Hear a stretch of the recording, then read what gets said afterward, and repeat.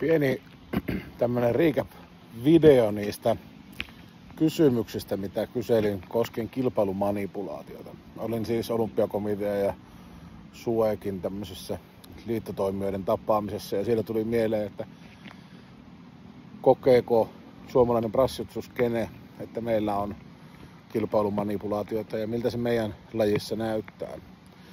Monesti kilpailumanipulaationa pidetään tämmöisiä vedonlyöntiin liittyviä sopupelejä ynnä muuta, mutta kilpailumanipulaatiotahan on kaikki, mikä ns. Epäreilusti vaikutetaan ottelun tai kilpailusuorituksen tai pelin lopputulokseen.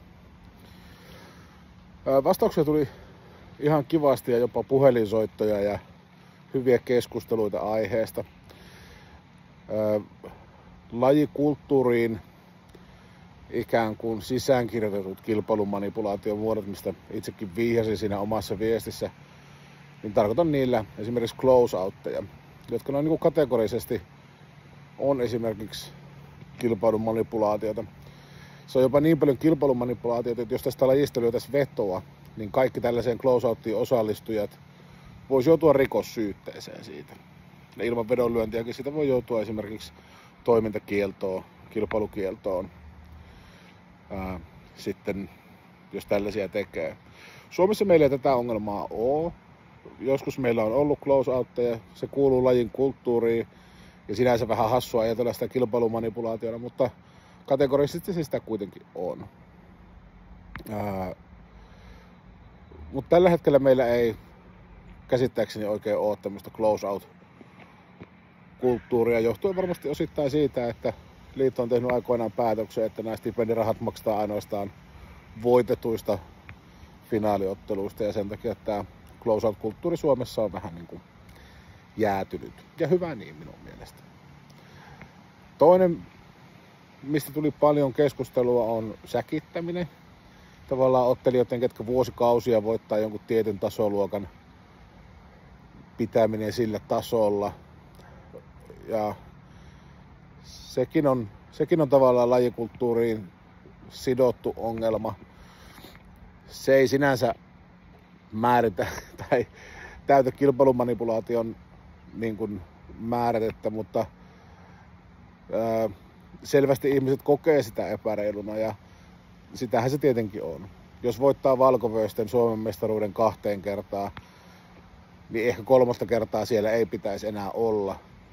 Tai jos voittaa Sinivöisissä useamman kerran, niin miksi ei mennä sitten purppuralevyölle. Jos ottelija voittaa Suomen mestaruuden tai vaikkapa oma ja avoimen painoluokan, niin se kertoo selvästi siitä, että on väärällä vyöasteella. Ei pitäisi olla enää sillä samalla vyöasteella, vaan pitäisi olla seuraavalla vyöasteella tasoluokassa. Sama pätee esimerkiksi mun mielestä ADCC-kisoissa. Jos voitat beginnerit, niin siirry sitten intermediateen, ja jos voitat ne, niin siirry sitten advancediin tai proho.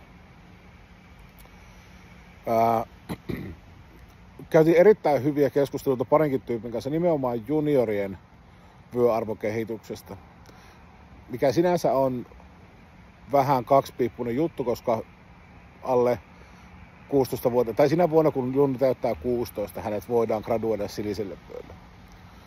Eli 15-vuotias tai sitä nuorempi junnu ei voida graduoida siniselle vyölle, mutta meillä Suomessa on systeemi, mikä sallii Valko-Vöisten osallistumisen Sinivöisten sarjaan.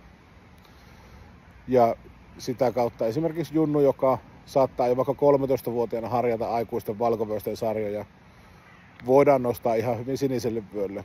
Ja sitä kautta sitten 16-vuotiaana siniselle vyölle virallisesti nostettu junnu voidaan helposti sitten 17-vuotiaana nostaa jo purppuralle vyölle, 18-vuotiaana ruskeille vyölle, koska näillä aktiivisille junnuille, ketkä on, oliko se niin, että oranssin vyön vai vihreän vyön saaneet junnut, niin heille voidaan käyttää tällaista niin kuin NS-pikatietä sitten korkeimmille vöille ihan IBF:n sääntöjenkin mukaisesti. Mutta nämä oli asiat, mitä suomalaiset brassijutsu-ihmiset koki tavallaan kilpailumanipulaationa ja epäreiluna tilanteena. Ja ne oli hyviä keskusteluita. Mä en näe, että meillä Suomessa on ihan hirveätä ongelmaa. Enemmänkin epävarmuutta siitä, että miten esimerkiksi vyöarvoja voi myöntää eteenpäin. Nimenomaan niille aktiivisille junnuille, ketkä on todella taitavia ja pärjää aikuisten sarjoissa erittäin hyvin.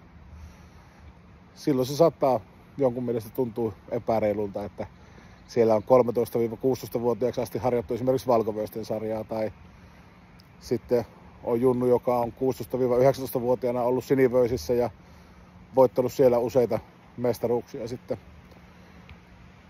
Ja itse ainakin toivoisin varsinkin kilpailijoille sitä eteenpäin menemistä mahdollisimman reippaalla tahdilla, ettei harjoita niitä samoja sarjoja ihan vaan mitalin kiilto silmissä. Ja valmentajille varsinkin semmoista rohkeutta pistää niitä ottelijoita eteenpäin sinne tasosarjoihin.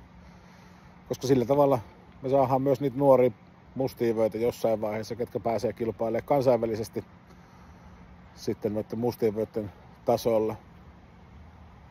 Toki ymmärrän, että aktiivisesti kansainvälisesti kisaavat ottelijat myös haluaa käydä sen kansainvälisen kalenterin läpi, mutta sinne kansainvälisiin kisoihin kuitenkin pääsee vaan silloin tällöin ja